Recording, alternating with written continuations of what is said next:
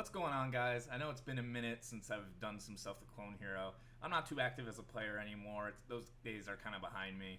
But I just want to announce something really cool I'm working on. I'm working on my own tournament series. It's called the Mackey's Bi-Weekly Gauntlet. It's going to be run every other week, and there's going to be a prize pool. $50 for first place in the pro bracket, and $10 for first place on the intermediate score challenge. So each iteration, how it's going to work is there's going to be a qualifier chart where it's going to be somewhat difficult, not crazy difficult, probably around a 6 or 7 rating for Carpal Tunnel Hero 3. So top 8 of those will qualify for the pro bracket. So the pro bracket's going to be one 20-minute long chart of around grade 18 to 20 difficulty, which if you're not familiar with the grade system, Frith has a whole spreadsheet on it. Basically, it's pretty fucking hard. And I'm really looking for like a bunch of top players, and I'm hoping that the prize pool that I'm going to be doing each iteration will hopefully incentivize some players to join that. So how it's all going to work is for the qualifier chart, it's going to be top 8 is going to be determined solely based off of the score of the chart. I was thinking about this. There's no other really good way to kind of do stuff with a qualifier chart. However, for pro bracket, there's going to be 3 metrics to determine whether you move on in bracket. There's going to be score, notes missed, and ghost inputs. And you have to win in at least 2 of those 3 categories to move on in bracket.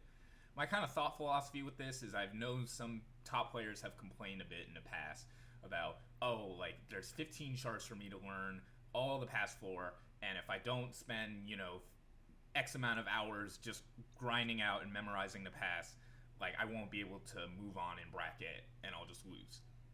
The kind of goal with this is that if you know you're just a better player and you can kind of just better player someone in bracket, you can move on no problem. You move on with notes missed and ghost inputs, you play clean, you're too clean with it. You can just move on. Like you can move on even with a lower score. However, I also want score to be a metric because those that do put in the time to path, I want them to be still rewarded for it. But I don't want it to be the sole metric of moving on in the pro bracket. So the current plan for this is to do this every other Sunday, starting 2 weeks from 2 days ago. So when I'm putting out this video, I believe the first one will be February 26th. That'll be the first pro bracket. And something I recently added, and after some deliberation with a fellow TO, Random Days, shout out to them, they also made all the charts for this tournament, which is super sick.